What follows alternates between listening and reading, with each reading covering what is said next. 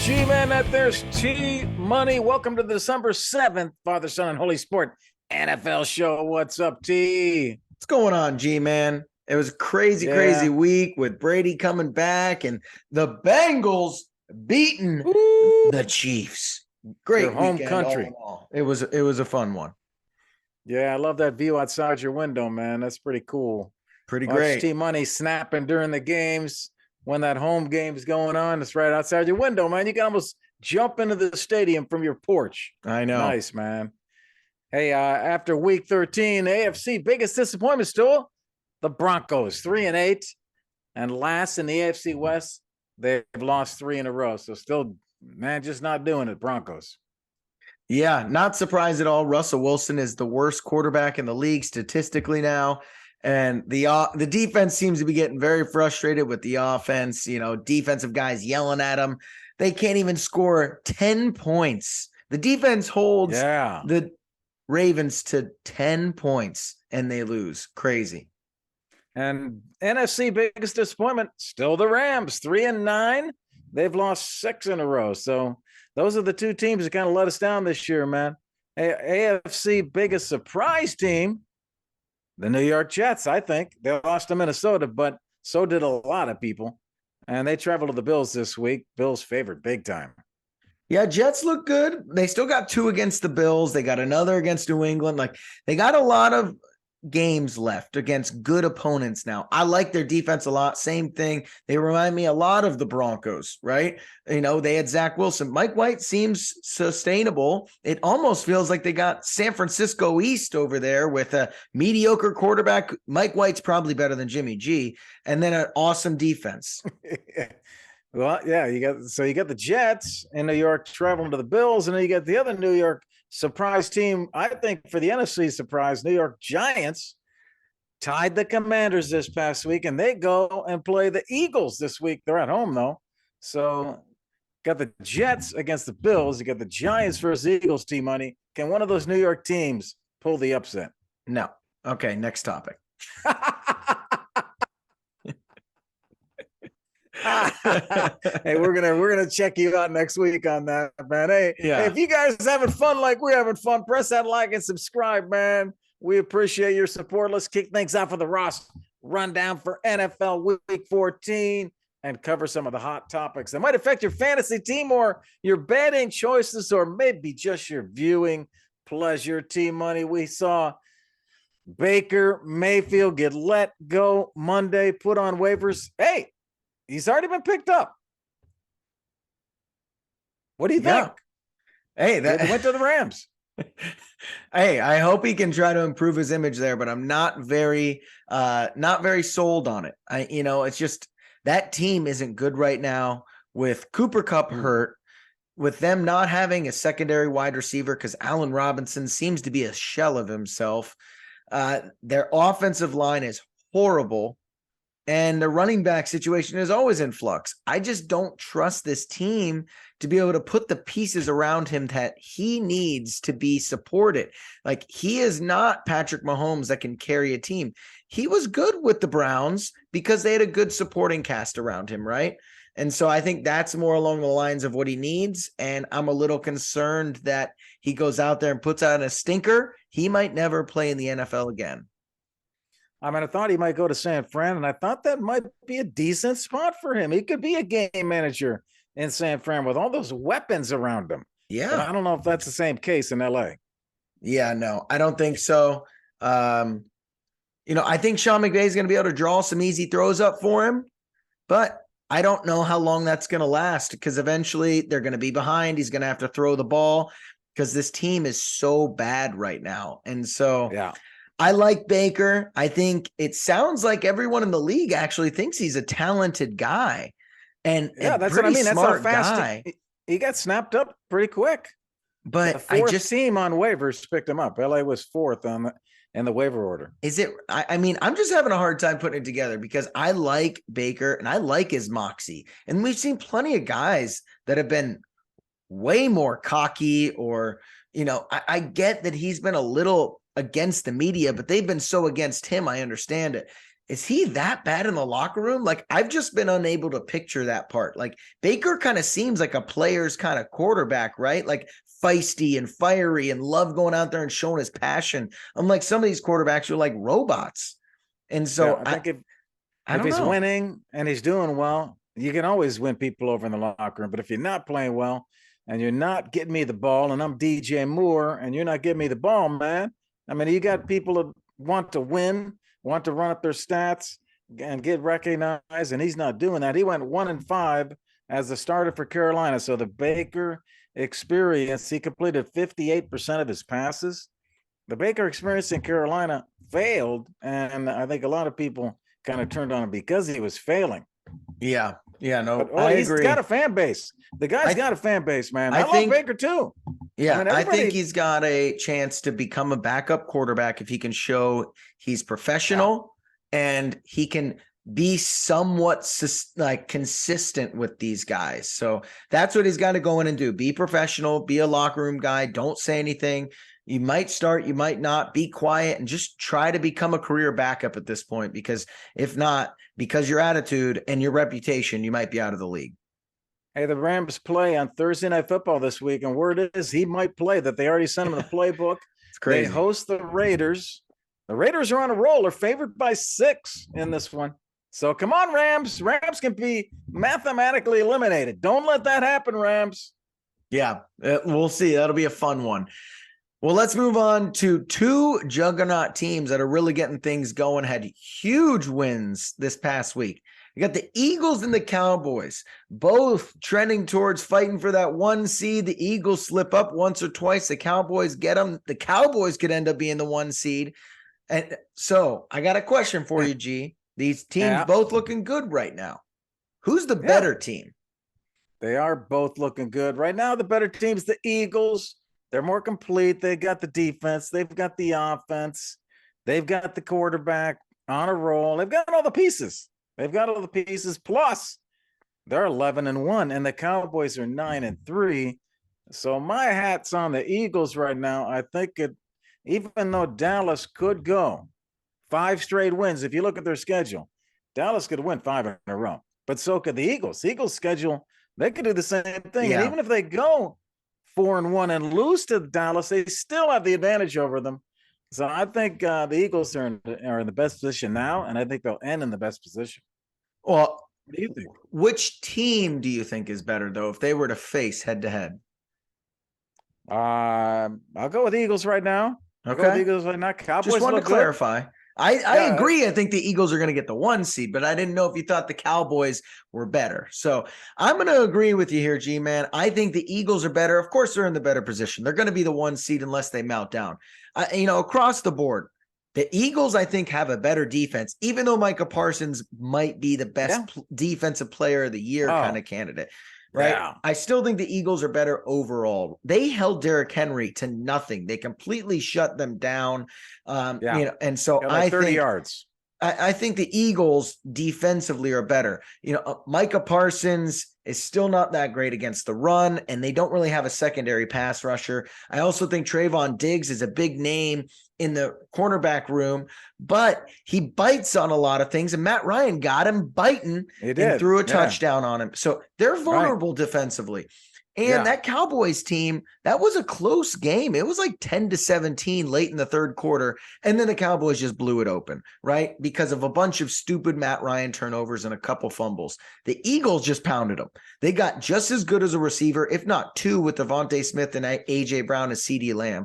They have a great tight end in Goddard. Their offensive line is probably the best in the league. And Jalen Hurts seems to be playing better than Dak Prescott right now. So across the board, I just think they're a better team. And I think both of us agree that, like, right now we can't judge Dak versus Jalen until we see them in the playoffs. We need wins from these guys now because they've both put together great regular seasons, not only this year, but in the past. And so all that matters is the playoffs. And right now, I think this Eagles team is better equipped to play in a close game due to their run game, their offensive line, and defensive line power.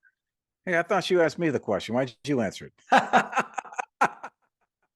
But I agree with everything that you said, man. And I think the Dallas really could go 5-0 here at the end. So we could be talking about it. But their problem is going to be they're going to have to go on the road in the playoffs, and they're probably going to get beat. And people will say, oh, the Eagles are better. But had they done better during the regular season and ended up with a home field advantage, they'd have a better chance of the playoffs. But interesting, though, the game against the Eagles, Dallas versus the Eagles, Christmas Eve, man. Christmas Eve, 1:00. So, hey, if you are sorry, not 1:00, 4:25. 4:25. So if you're going to church like G-Man is at 6:30, you're going to miss the end of that game. Bad mistake by G-Man. All right. Hey, this weekend we got Dallas favored by 17 against Houston. They should kill it. Philly's favored by 7. They face the Giants, though. So, hey, we'll see what happens here with Philly up against those Giants. Yeah, that'll be an interesting matchup. Hey, let's stay in the NFC, talk about the North Division. Minnesota, 10-2, second seed right now in the playoff race in that NFC, coming off a solid win against the Jets. Two teams that could have separated themselves. The Jets fall to Minnesota. Minnesota's at the Lions Sunday at 1, Team Money. Do you think the Lions can win that game, though? Look, can they win it? Yeah. But I don't think they will. I know it's at Detroit and they play really well at home, but I just can't get it wrapped around my head that the Lions are better. Jamal Williams is a touchdown machine, and I like the way they're throwing the ball, but the Lions play well versus okay teams, and then any team that has any sort of structure and culture and good team in place, they kind of fold against. So I like the defense of the Vikings. I just think they're B's all across the board for the Vikings. I don't think anyone's like insane other than Justin Jefferson, but I like the team, and I'm shocked that the Vikings are dogs to the Lions. And I think this mostly has to do with Kirk Cousins. It's always going to come back to Kirk Cousins, and that's why the Vikings aren't favored. No one likes Kirk Cousins. Well, I don't know that many people like Jared Goff either. I mean, both of those guys have let people down. Detroit, I mean, somebody knows something, man. This is one of those games. You cannot believe Detroit's favored crazy by 1.5 in this game. I can't believe it either. And, if you had to bet, you'd probably bet Detroit because, like I said, somebody has on top of this. It's an offensive shootout. There's going to be a lot of points scored in this game. Detroit's won 4 of their last 5, man. They beat the Packers. They beat the Bears. They beat the Giants. They beat the Jags. I mean, this team is on a roll. They lost to the Bills in there. So they got the Vikings, the Jets coming up here. Detroit, they're on a little mini run, man. They are on a mini run. Good for Dan Campbell. I really like him, and I like the direction that this franchise is headed. They got a lot of good pieces around Jared Goff, and he can be adequate. I mean, he went to a Super Bowl when the Rams team was loaded. So, he's got at least the competency to do that. And so I like the way they're headed. I like this team. They're feisty. St. Brown's great. Swift's great. Their O-line's awesome. They got Aiden Hutchinson. So they're building the right way. And I think that they're headed in the right direction, but shocking that these Vikings are underdogs to the Lions. I mean, they got to be pissed.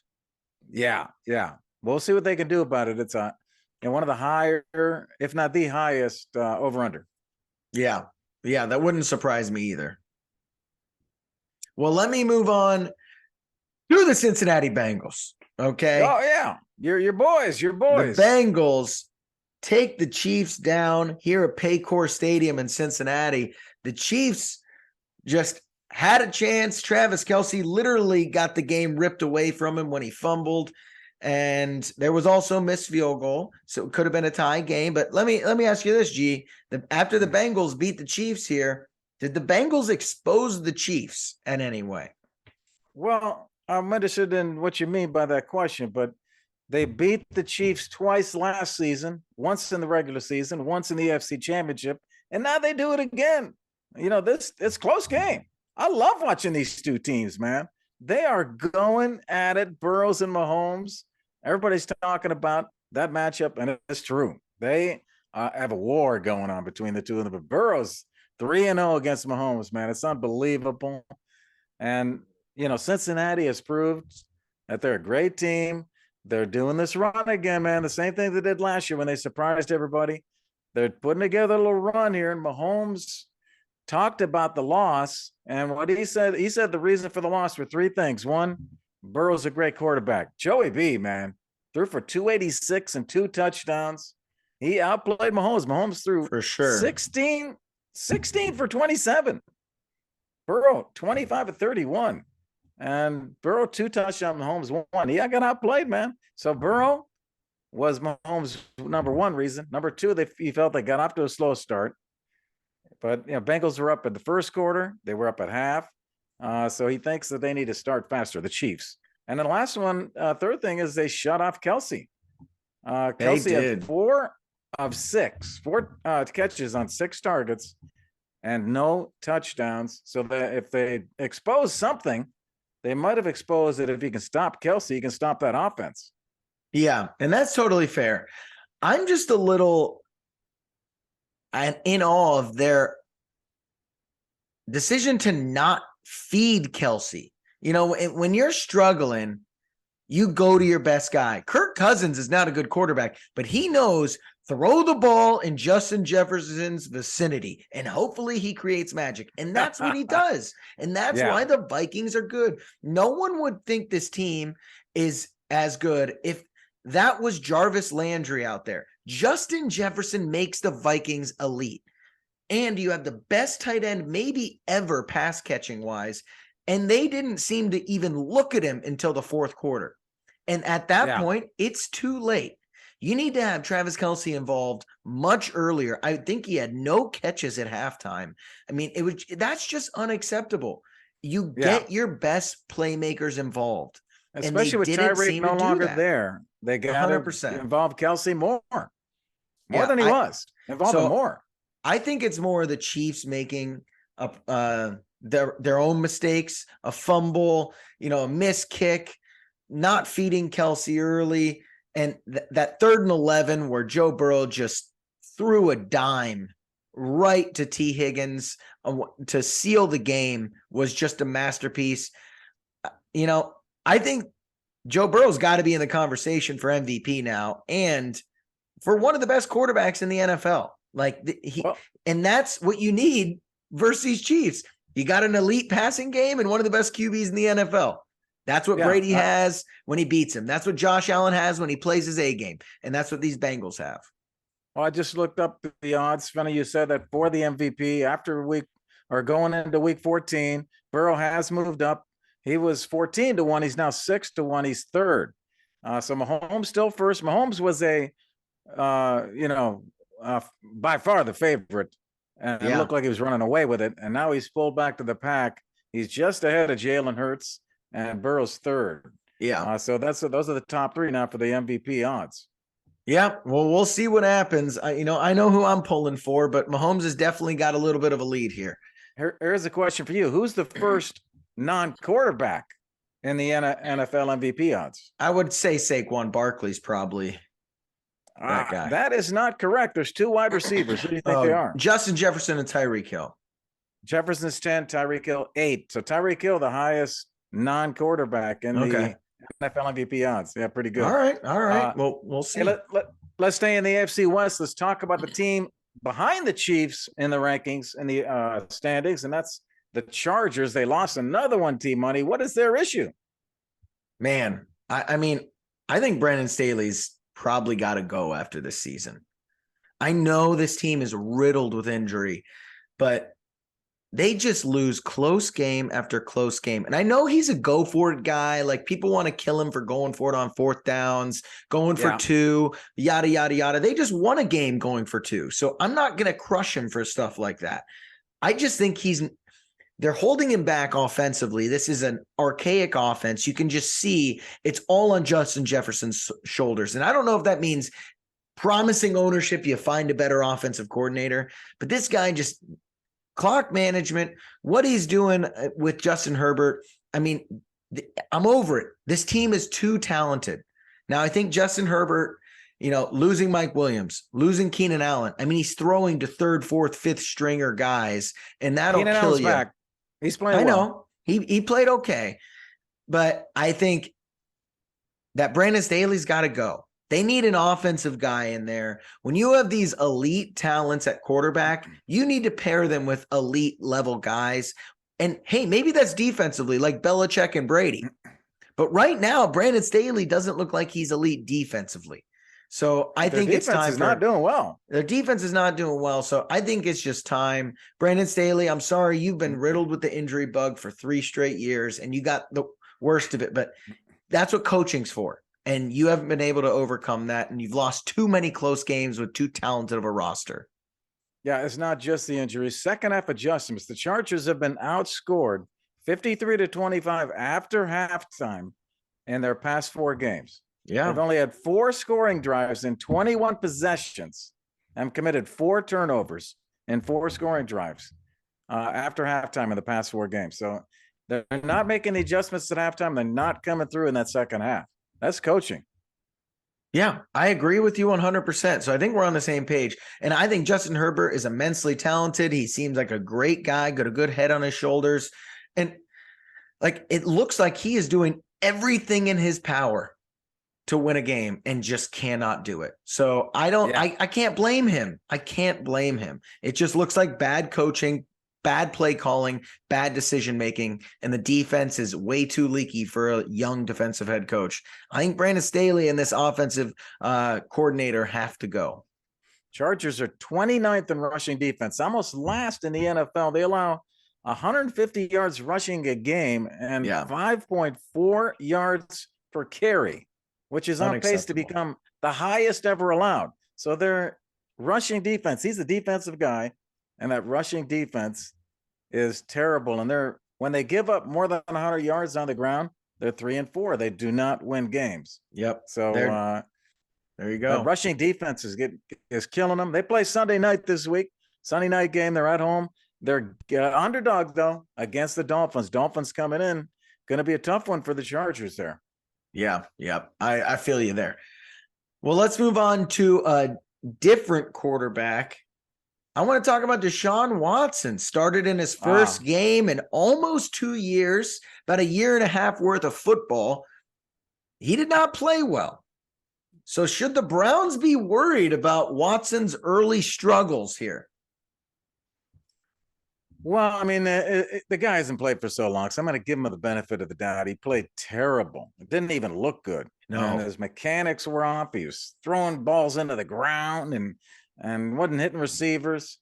So, I mean, they did win the game, so when you look back, you're going to say, oh, they're 1-0, with them as the starter, but it was because of their defense and some turnovers that helped them out. But you got to give him a little more time. He's very, very rusty. We know, unlike other quarterbacks that maybe have come up and they're rookies or they're 2 years in the league, unlike other quarterbacks, this guy has done it.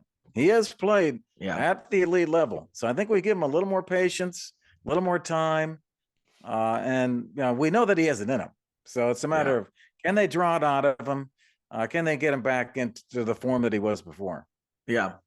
I feel like a guy. Yeah, I got a few things I want to say about this. For one, he's very fortunate to be playing for the Browns, who have an awesome run game that he can lean on, right? He's not the centerpiece. Nick Chubb is. So lucky guy, because he was horrible. Number two, this has me questioning, like, what the hell have you been doing? Like, are you not practicing? Are you not out there running routes, or having guys run routes? Like, I get timing is certain with certain people, but he's missing guys. Like, that's concerning and worries me about his work ethic. All right. That's true. That is true. I didn't like that. And three, I'm not saying anything about this defense or how well he played. You played the Texans. They were trying to lose. Okay. I'm not giving you credit for a win here. All right. I need to see a lot more out of this guy. And I'm actually worried for Browns that this could go bad fast. Just look at how Denver is right now. An elite defense, a solid team, solid surrounding people, and they give a guy a big contract that they've not really done the homework on themselves. And all of a sudden it's in the tubes. And everyone has turned on them, including people inside that locker room. So be careful what you wish for, Browns, because this is what happens when a guy doesn't play for 2 years. Yeah. And just coming off of that mentally, I mean, you can imagine being down in the dumps, and he deserved it. He deserved it. And, to come out when you fall from grace and you've done something wrong in your life, how do you pick yourself up and come back? Are you able to do that? I'm sure a lot of people are on his case. He's probably feels ashamed and feels bad for himself. He's got to be able to pick himself up and be a positive guy. Don't begrudge anyone. You be the one that takes the higher ground, and you go back there and figure out how to get yourself together and to motivate people around you, and forget about yourself. Think about the team and look toward the future, man. Show that you're a better man. That's what I would say. Well, that was Gary's motivational speech of the day. All right. I think it should. Wow, that's what I would want if I played for the doggone guy. Hey, the bottom line is, for this whole Browns thing that we talked about all in the early season, we talked about this all happening. The Browns end up losing 7 of their 11 games, waiting for Watson to come back. We didn't know what would happen. So they go 4-7 in that stretch. He comes back. They've won 1 game. Let's see if they can pick it up. Cleveland's 5-7, most likely out of the playoffs, but they're not mathematically out. So they travel to Cincinnati Sunday at 1. So the Bengals have nothing. They got another rival coming into town. Bengals favored by 6, but the Browns have never lost to Joe Burrow. They're 4-0 against Burrow. Let's see what happens there in that game coming up and see if they can turn it around. Hey, I hear something. Is it Randy? Randy is back. We got Randy here. All right, let's go. We are ready, and Randy's ready. It's time for Cousin Randy and this week's Chug and Chant. Hey, welcome into this week's Chug and Chant. It's Cousin Randy. Got my beach vibes on, but I'm going down South Beach, okay? I got something to say about a fake QB down there. Let me get this chug in, and then let's chant. Oh, yeah.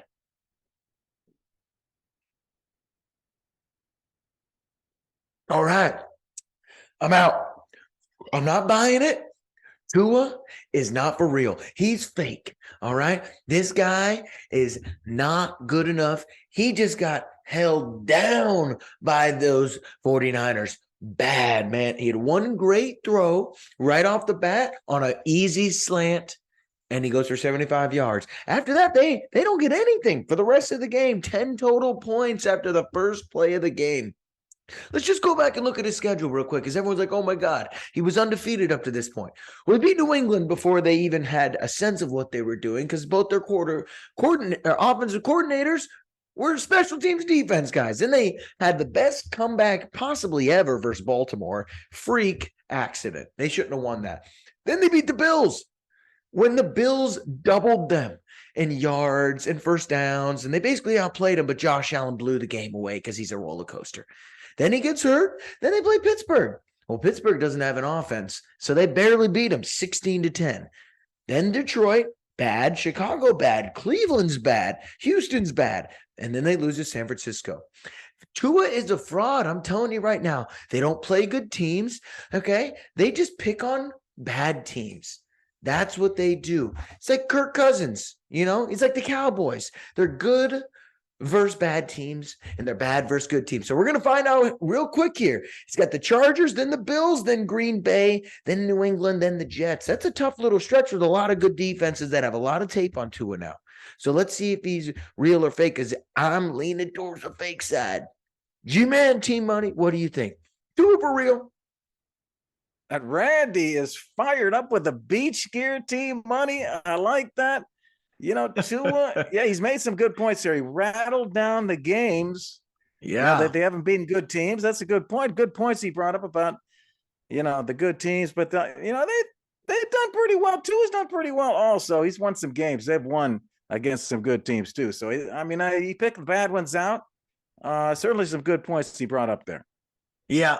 I'm thinking that this is going to be Jimmy G 2.0. I already see it. I think Jimmy G is going to leave the Niners, and, he's going to fall to the wayside, and, because that team is so talented. I think this is the new Jimmy G. People are not going to understand if he's good or if he's bad. They're not going to know because they're going to say Mike McDaniels is a genius. He's got Tua. He's got Waddle. He's got a great run scheme. They got a good defense with Bradley Chubb and Xavier Howard in the back. It's 49ers and Jimmy G 2.0. I'm telling you right now, this is how it's going to be because those guys are so good after the catch, just like Debo and just like Mostert and just like Christian McCaffrey, that you're not going to know for the next 5 years whether Tua is that dude or it's the scheme. And so have fun, people. I don't know where to go with this because you look at his past stats from 2021. It's basically the same completion percentage, all right? The difference is his average passing yards are up immensely per pass, right? They've gone from 6.8 to 9.0. His touchdowns have gone up. Interceptions come down. But that's what happens when you're dinking and dunking and these guys are just sprinting to the end zone. So yeah. I think he's headed towards Jimmy G territory. He's better than Jimmy G, and he will be better than Jimmy G. So, I mean, I think he separated himself from him, and a lot of people are excited about Tua. So I don't think everybody's given up on him yet. This team has scored over 30 points in the last, four out of the last 5 games. They scored over 30 points. So they're putting up points. Tua's been leading them. He's an accurate guy. And the guy is a gamer, man. This guy knows how to come through in the clutch. Remember the throw at Alabama to win the championship? Yeah. Down there to Devontae Smith, man. That's what this guy has, man. He is a gamer, and he has these receivers now that are creating explosive plays. And yes, he's dinking and dunking to him, but hey, man, you're just designing the offense around the players that you have. Yeah. You know that 25% of the Dolphins' offensive plays have gained at least 10 yards. That is way higher than everyone else. So this team, you cannot count out. They can make the big play on you, and they do it. Yeah. Hey, they're executing. I like Tua. I agree he's better than Jimmy G. I just think that's where the conversation's headed. And I honestly believe it is because he throws left-handed. It is insane. If you Google, I will tell everyone this, all the listeners, go Google Tua right-handed throws, where they flip the video, all right? They mirror the video, and it looks like he throws right-handed, all right? He looks amazing. But He's watch a very pretty thrower. Very pretty thrower. But you watch him throw left-handed, and people's eyes don't know what to do. And I think that has a lot to do with how people view him. So his first few years weren't great. Along with being left-handed, I think he's headed towards the next Jimmy G debate. Not is he better? Because he's better than Jimmy G. But is he good or is he not? I don't know. Yeah. Well, this stretch will show him. This stretch will show. Big battle this Sunday night. The Tua and the Dolphins against the Chargers. Tua was the 5th overall pick in the 2020 draft. And you know who the 6th pick was? Justin Herbert. And now they go at it Sunday night. So this will be interesting, man. Both teams fighting for better position.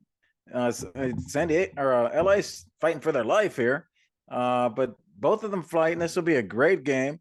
The Dolphins are in at 8-4, and the Chargers are out at 6-6 right now. In terms of their current record in their playoff, Chargers are not in the playoffs right now, so they've got to keep winning. Dolphins favored by 3 in this, so we'll see what happens here, man.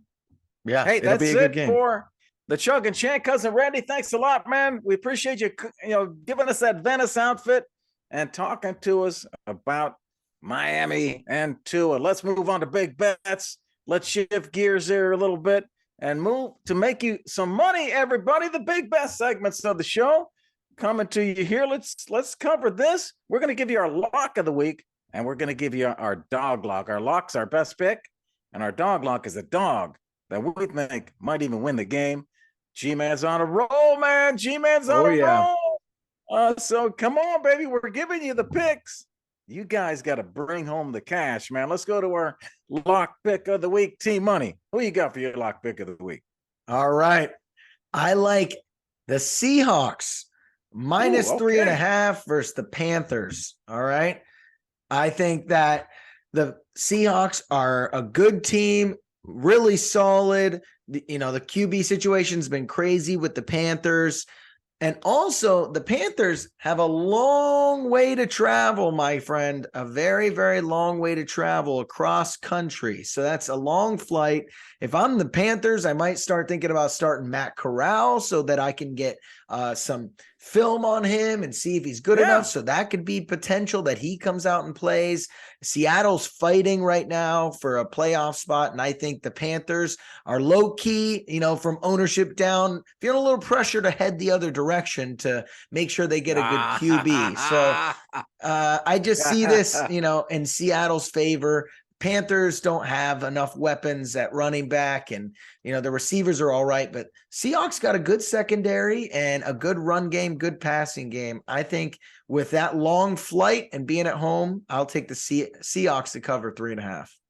Okay. That looks like a solid pick there, T-Money. Hey, just saw up on the board, watching live sports here, and Baker Mayfield may start on Thursday. So, man, Impressive. He's stepping right in there, man. Hey, I'm going with my lock pick of the week here.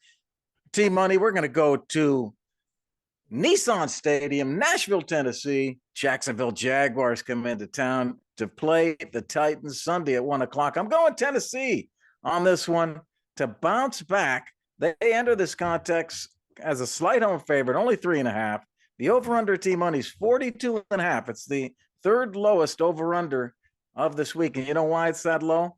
Because Derrick Henry's going to run wild in this game.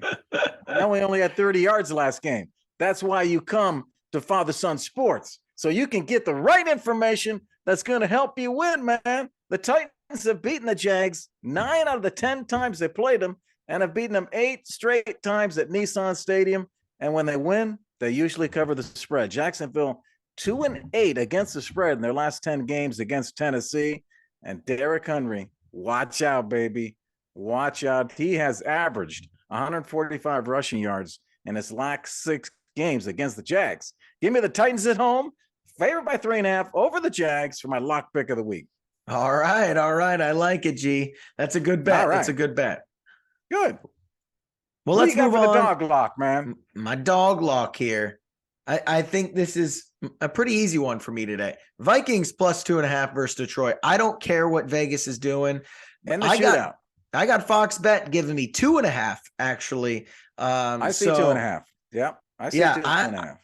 I don't know. I think this is anti-Kirk Cousins slander here. I know that Detroit's been hot and they can put up some points, but I just don't see this. It's a divisional game, so the Vikings are going to take this very serious. If Detroit thinks they're in playoff contention, you can pump the brakes on that right now. Look, I do think it's going to be a high-scoring game. I do think Detroit's going to score 20+. I just think the Vikings are better. That Detroit defense is very leaky. It's not that great. And so I like the Vikings here. They're a better team at almost every single position. I don't know what position other than maybe like left guard or something like that, or Aiden Hutchinson, maybe. I think the Vikings are better at every level. So give me the Vikings to cover this easy and win it outright. You're right. Minnesota's the better team here, so why can't they win this game and cover? That's a good point. Easily cover because they're getting points.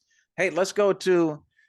I'm going to surprise you with this pick, man. My dog lock pick of the week. I think I'm going to surprise our fans here. I'm going over to Santa Clara Levi Stadium, where the Bucks come in to face the tough 49ers. You saw what the 49ers did last week. Can they do it again against the Bucks? Everybody thinks so. Tampa Bay getting 3.5. I'm going with them. I'm taking the 3.5. Ooh. And don't forget about the hook. For all you bettors, the hook is the 0.5. So 3.5 has that little hook on it. And so a field goal contest, you get the 3.5. So go get your 3.5 now before that changes and get the Tampa Bay Buccaneers. Why am I saying that?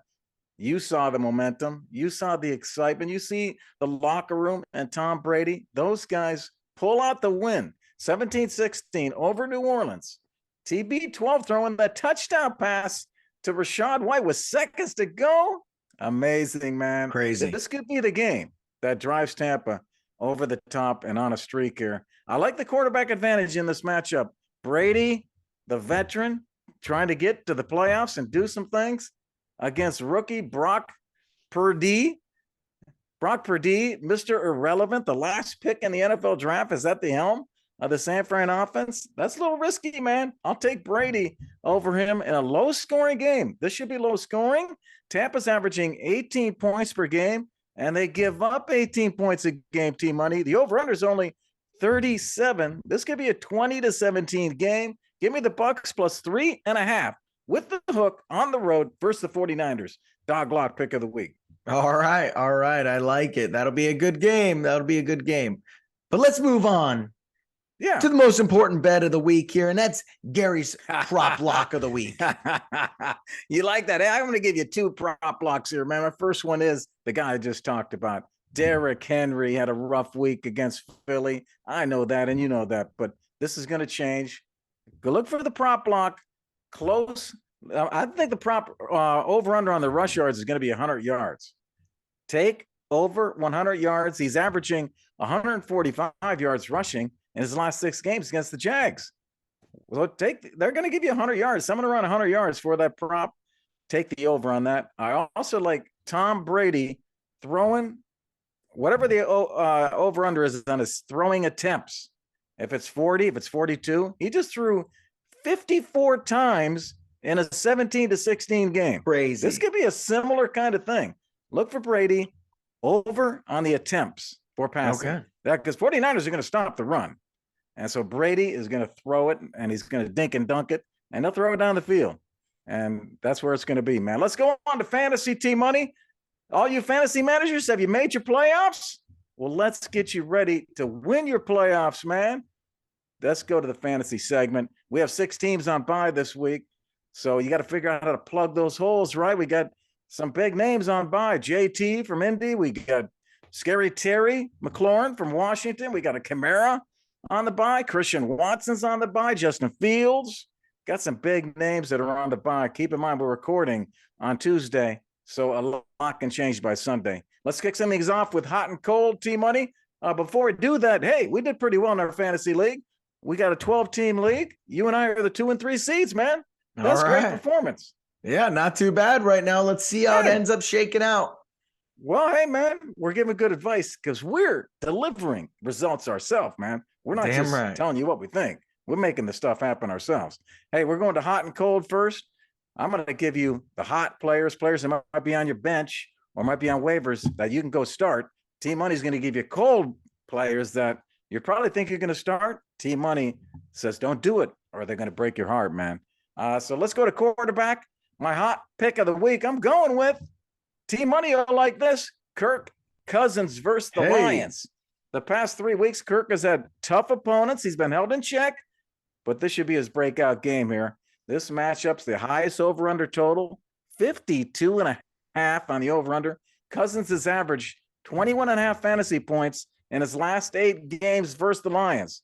The Lions have allowed more than 24 fantasy points in 3 of the last 4 quarterbacks they've faced, and Cousins is only $6,100 on DraftKings.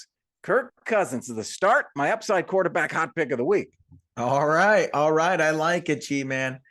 My cold QB of the week here is Daniel Jones, projected 15.9 versus Philadelphia. Some people are thinking right now, plug him in for guys that are on a bye. I'm saying no. And, you look at his past few weeks, you're like, oh, wait, he had 17 and 14, 24, 18. They're playing Philly. Philly is the number 1 defense in fantasy versus quarterbacks. All right. This is a divisional game, so it's going to be a grinded out game. And if you go to some of these other games he played versus top teams defensively versus QBs in the league, the Cowboys, who are 4th in the league versus QBs, all right, held him to 14 points and 13 points. If you go to Baltimore, 13 points, Seattle, 9 points. Now, if you want to go look at the Houston game and the Detroit game and the Chicago game, Daniel Jones can beat up on bad teams, but solid defenses know how to contain this guy, and Philadelphia is the best in the league at it. Daniel Jones, cold QB of the week.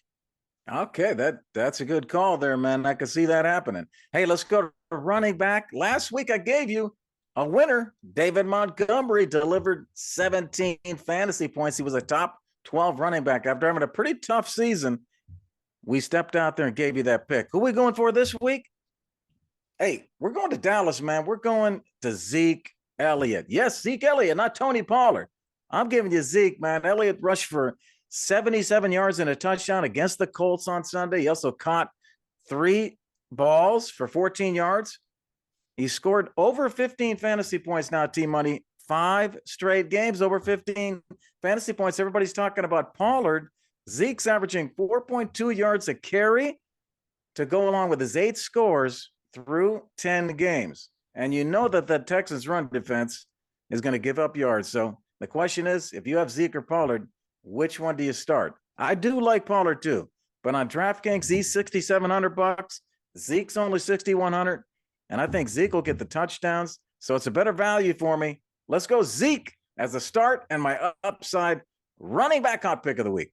All right. Yeah, Zeke's been good. A little garbage time touchdown that really pissed me off. But, other than that, he's been playing well. My cold running back of the week, though. By the way, that's the guy behind me. I see that. That's a nice guy there.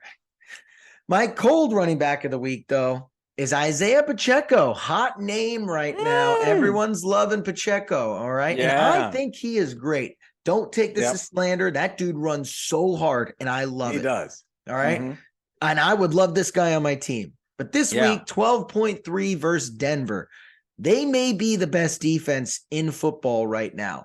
They're holding teams to under 17 points per game. So really, the biggest thing here is there's not a lot of scoring opportunities. All right. He's hot right now. Everyone wants him, but he has a touchdown in each of the last 2 games. Before that, he had not scored since week 1. So there might be regressing to the mean here, and he's not involved in the passing game a lot. So he even had 107 yards 3 weeks ago versus the Chargers, but he had 10.7 points. I don't think he's going to go for over 100 yards, and I don't think he's going to get a touchdown because his Denver defense doesn't allow many scoring opportunities. And so if that's true, 12.3 is too much for me. And so cold running back of the week, regressing to the mean, Isaiah Pacheco. Yeah. And he's not catching passes, so he has to do it on the ground or he's not going to get the point. So that makes sense, man. That makes sense. Let's go to our wide receivers. Hey, last week, what did I tell you, man? Everybody was on the Zay Jones train for the Jags. Everybody jumping to get him off waivers. I told you no. I told you to go Christian Kirk. Christian Kirk, 16 fantasy points. Zay Jones, 3 fantasy points. Oh, man, that hurts so bad. This week, I'm telling you where to go. Keenan Allen. Keenan Allen for the Chargers. We've been talking about that Chargers-Miami game. Keenan Allen caught 6 passes for 88 yards and a touchdown last Sunday. He scored in 2 consecutive games now, and he got 14 targets on Sunday. He's back. He's healthy.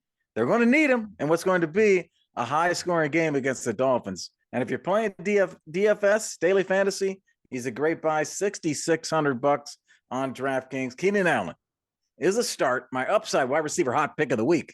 All right. I like it. Hopefully Herbert can score some points.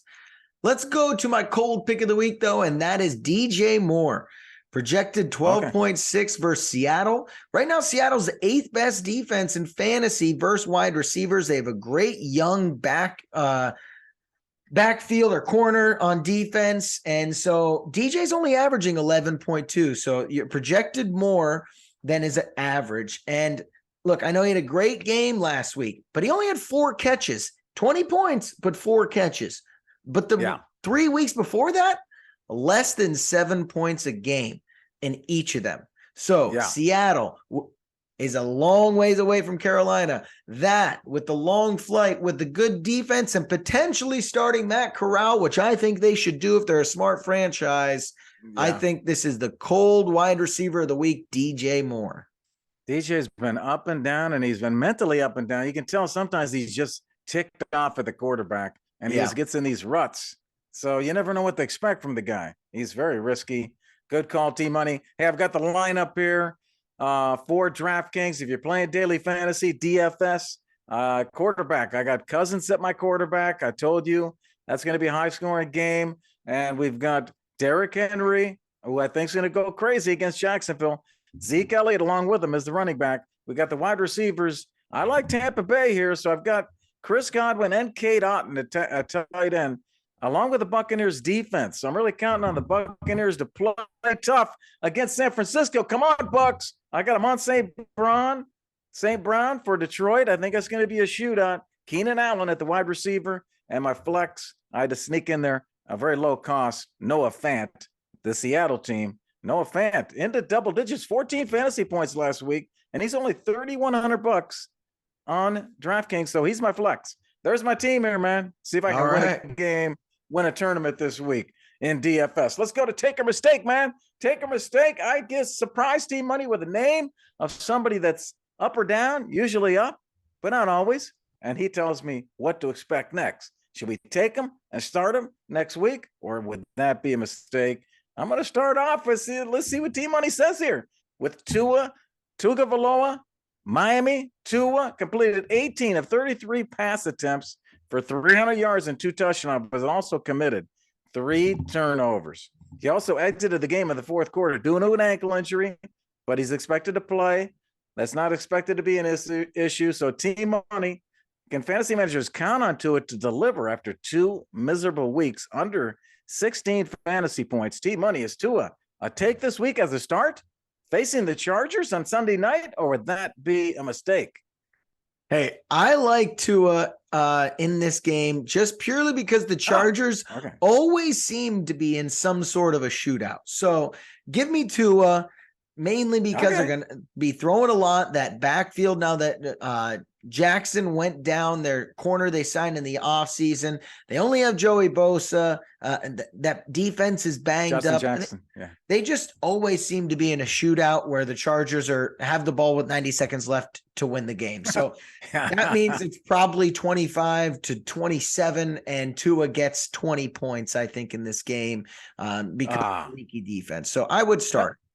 Cousin Randy would be shocked that you said Tua is a take. Hey, let's go to running back. And let's go to Cam Akers from the Rams. Akers carries the ball 17 times, Team Money, for 60 yards and 2 touchdowns against your Seahawks. It looked like Kyron Williams was going to take over, the rookie. He was going to take over the backfield last week, but no, it was Akers that roared back. Can fantasy managers trust Cam Akers to continue to fend off Kyron Williams in week 14 against the Raiders? Team Money, is Akers a take this week to start against the Raiders, or would that be a mistake? What a resurgence this guy has had, going from being sent away from the team to possibly traded to now getting 17 carries. I think this is a mistake here. He got a touchdown. That was fine. The Raiders have 2 touchdowns. Yeah, 2 touchdowns. I just think that was their offensive line is so bad.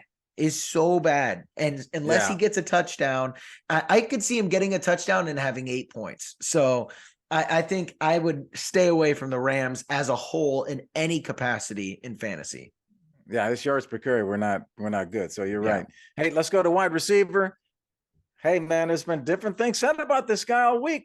Let's talk about Odell Beckham Jr. Odell may join the Bills, Cowboys, or Giants within the next week. I know there's been questions about when he can play and his physical health and all of that, Team Money. But if he wants to play for a team in the hunt for the playoffs like he did last season with the Rams, can people trust him? It could be he comes into a team and that fantasy manager has to decide, because they're in the finals of the playoffs. Is Odell a start? So Team Money, is Odell a take for fantasy managers whenever he makes that first start, or would that be a mistake? Stay away from Odell. He hasn't played in a year. Supposedly his recovery is not going as well as teams had hoped. He didn't work out for any teams yet. Supposedly he's not going to be ready till at least the playoffs. And so that's past a time when fantasy football would even be going. And just personally, I don't think he plays this year. So I would stay far away from that. Don't waste your bench spot on him. He's not going to play in fantasy football's playoff time. Okay, great advice, Team Money. Great job overall. Love the show. That's it for today, everybody. We hope you had fun and you got some good advice and help you out this weekend in everything you're doing, man. Hey, make sure to look for all of our segments where you look for your podcasts at Father, Son, and Holy Sport. On behalf of Team Money, I'm G-Man.